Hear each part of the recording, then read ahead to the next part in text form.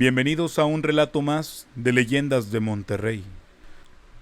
Hay personas que se pueden considerar privilegiadas o malditas por tener dones que otros no tienen, pero siendo realistas, no todos estamos preparados para cargar con un peso que no nos corresponde. Historia basada en eventos reales, adaptada por Eduardo Liñán, el escritor del miedo. Te dejamos su fanpage en la descripción.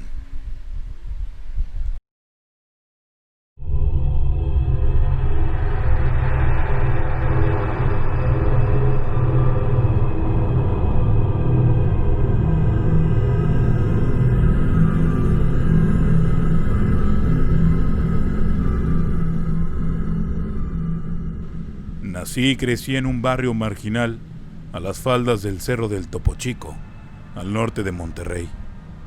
Desde muy niña, supe lo que era la necesidad y las privaciones, ya que mis padres no tenían más estudios para salir adelante.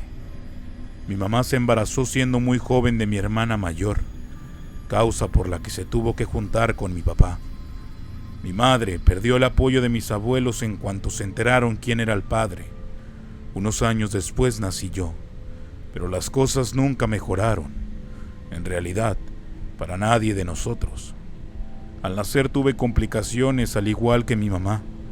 Al tenerme, tuvieron que sacarle la matriz y a mí me pusieron en una incubadora por ser prematura.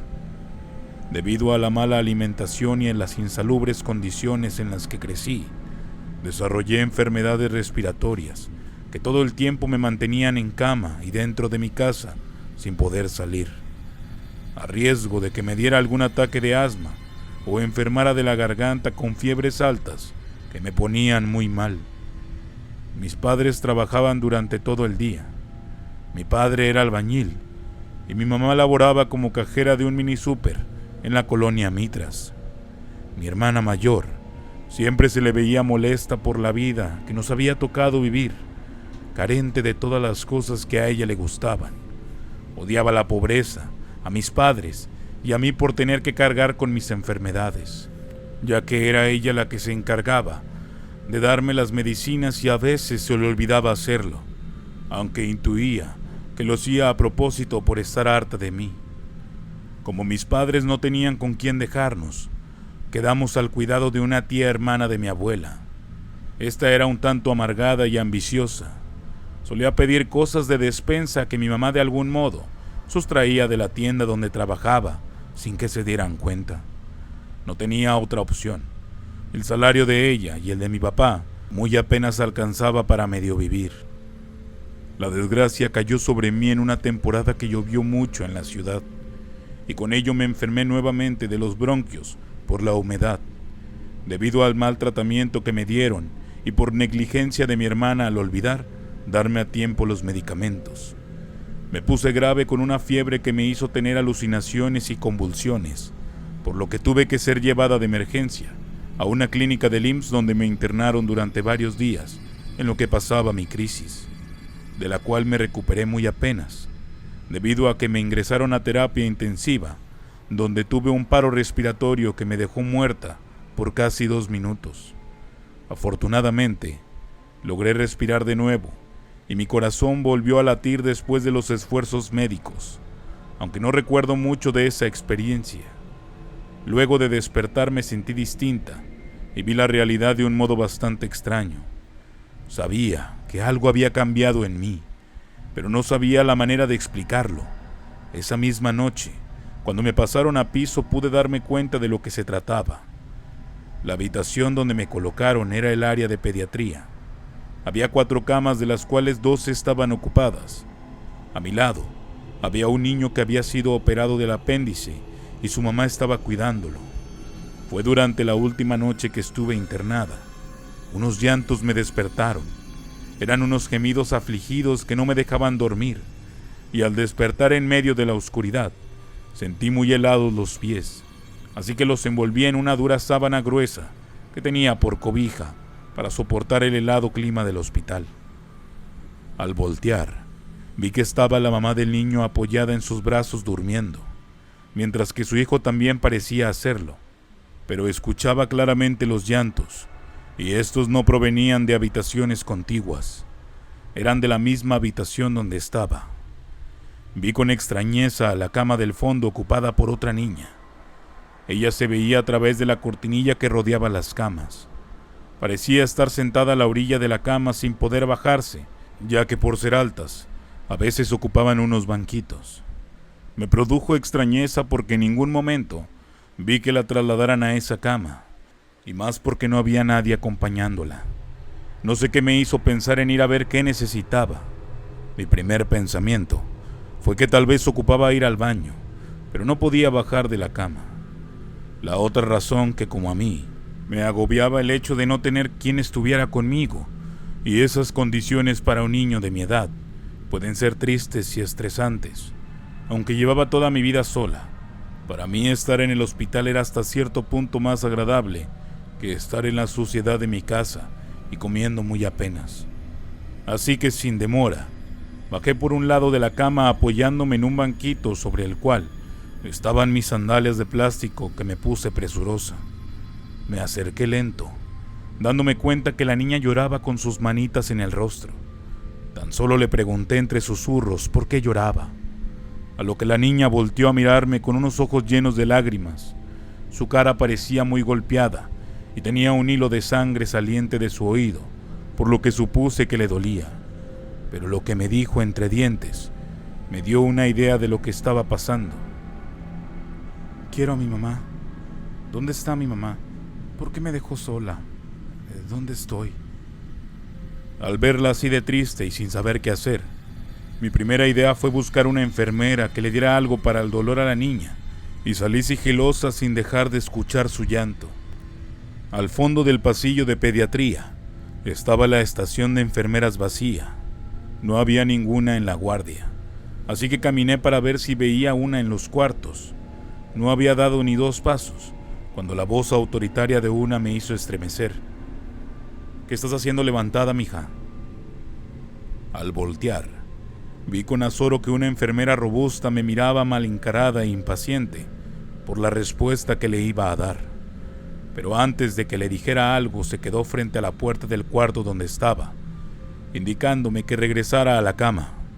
Así lo hice, pero antes de que pudiera hacerlo, le dije que la niña estaba llorando, que a lo mejor se sentía mal. ¿Cuál niña?, preguntó la enfermera con impaciencia.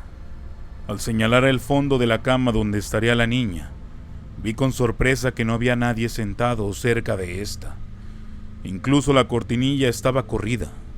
Pensé que quizá había salido del cuarto, pero se hubiera topado conmigo o con la enfermera. No supe qué más decir. Esa fue mi primera experiencia con lo extraño. Luego de salir del hospital, regresé a mi vida de carencia e infierno. Era como si en realidad no me hubiera pasado nada y la vida siguiera su curso miserable. Pero algo había cambiado en mí.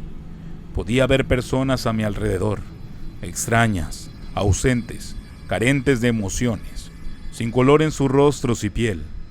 Me miraban todo el tiempo como queriendo decirme algo, y así como las veía, desaparecían entre la gente o entre las paredes de las casas. Por extraño que parezca, mi salud mejoró.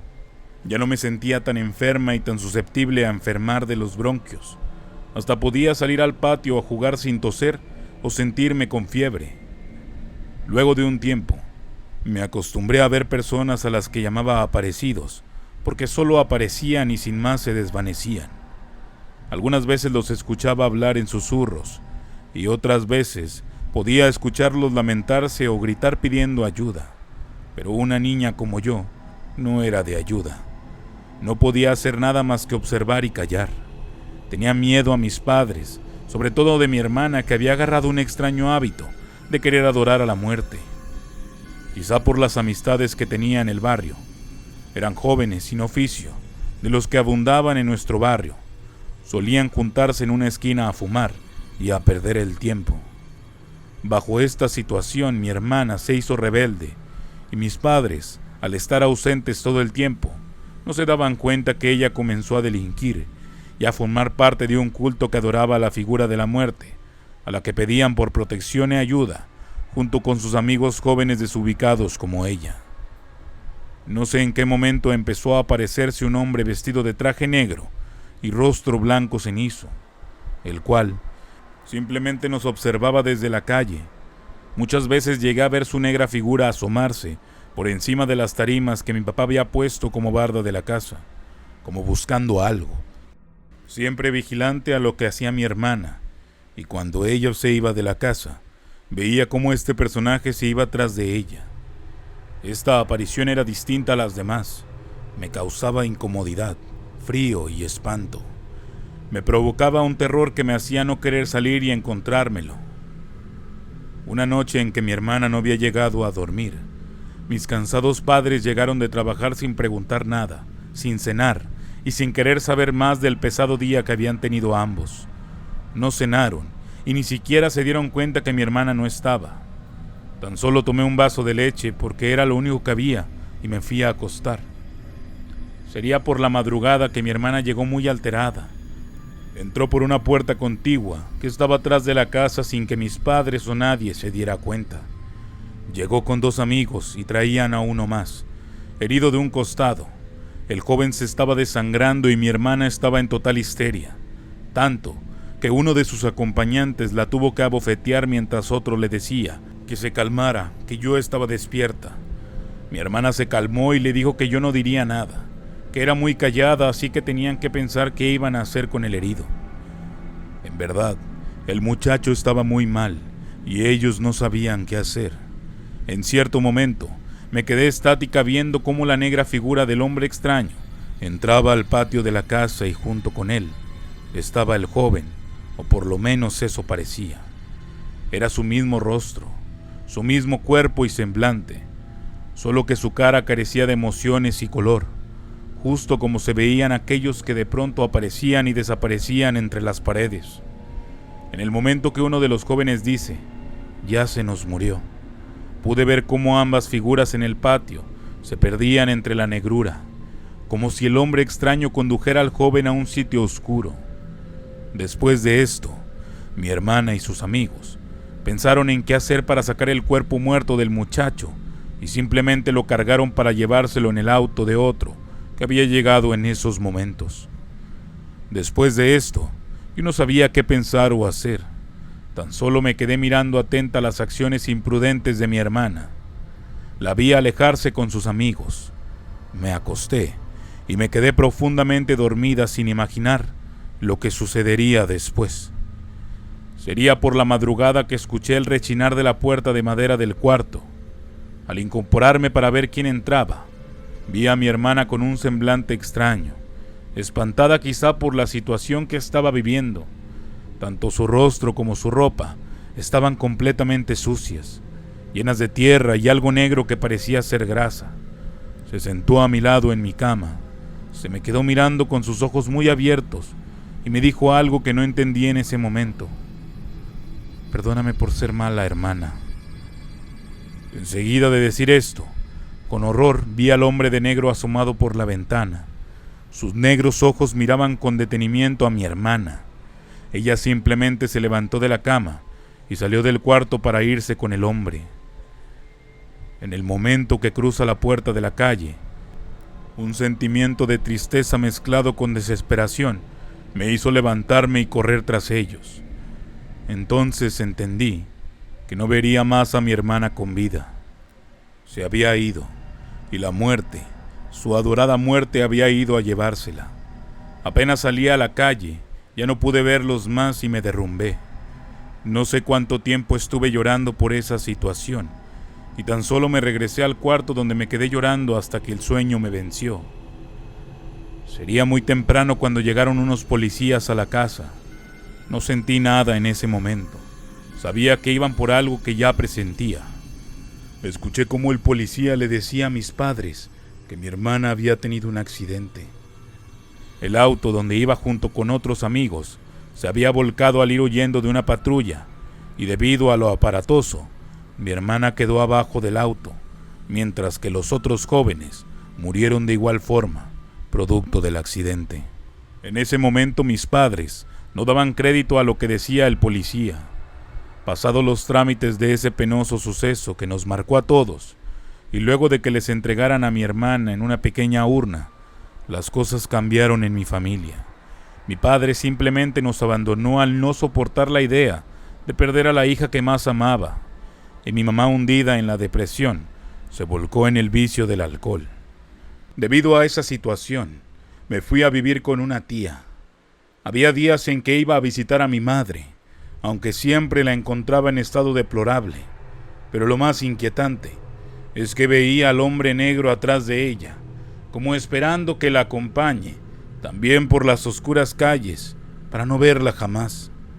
Eso me llenaba de angustia y zozobra, pero en este punto de mi vida he comprendido que la muerte no espera y que siempre está junto a mí, esperando por aquellas personas que debieron quererme. Con el paso de los días entendí que esta aparición es en realidad la muerte, aunque no se presenta como esa que esperamos ver con dientes y cubierta de una capucha negra. Esta es distinta, pero produce la misma sensación de frío de muerte al verla cerca, merodeando las esquinas de la casa. Solo yo la puedo ver, y algunas personas que quizá tengan la misma condición de clarividencia que yo. Esta aparición empezó a manifestarse cuando mi hermana empezó con su culto a la muerte. De algún modo, dejó salir algo que estuvo cerca de ella, hasta que por fin pudo llevársela. Hace días que fui a mi casa por una ropa y cosas personales, además de llevarle comida a mi madre. Entramos gritándole. La casa estaba en ruinas, cayéndose a pedazos, reflejo quizá de lo fragmentada que estaba mi familia y mi propia vida. Mi tía entró hasta el cuarto a buscar a mamá, mientras yo buscaba en el que había sido mi cuarto mi ropa, recordando al entrar el evento con mi hermana, cosa que me puso triste. Pero esa tristeza se vino abajo cuando vi salir al hombre de negro de la casa, la sombra extraña que siempre estuvo merodeando los rincones. Salió de pronto por un lado y con ella iba otra sombra de color blanco, que al verla me produjo espanto y un mal presentimiento. Entre lágrimas, salí gritándole a mi mamá y en el pasillo estaba mi tía con un rostro compungido. Me impidió entrar al cuarto, pero ya sabía lo que me iba a decir. Mi madre había muerto por una congestión alcohólica, producto de una borrachera que la llevó a la muerte, misma que vino por ella. No puedo explicar si las sombras borrosas que vi fue por ser de día o porque en realidad mi mamá vino a despedirse de mí. Después de su funeral, fue enterrada junto con las cenizas de mi hermana. Mi papá nunca se presentó, quizá nunca se enteró de su deceso o no quiso volver a verme. Con el tiempo mis visiones se han atenuado un poco. Sin embargo, ese hombre de negro de tanto en tanto lo puedo ver en la calle o en lugares donde después hay decesos. He comprendido que al verlo significa que vino por alguien, y muchas veces lo veo entre las ánimas que recorren las calles entre los vivos. Ya me acostumbré a las presencias, pero aún en estos días me produce horror y un sentimiento de angustia por no poder hacer nada para evitar que esta aparición se lleve a las personas. Solo lo veo caminar entre las sombras de donde sale y a donde vuelve. Lo más extraño es que casi siempre la gente que se lleva son aquellas que mueren en accidentes o producto de su propia negligencia. No lo sé con certeza, pero sin duda tendré que cargar con esta maldición de ver y escuchar estas pobres almas hasta que la muerte venga por mí. Si te gustó la historia, dale like y compartir. No olvides darle clic en la campanita para avisarte cada vez que tengamos un nuevo video. Mi nombre es Jonathan Espinosa y esto es Leyendas de Monterrey.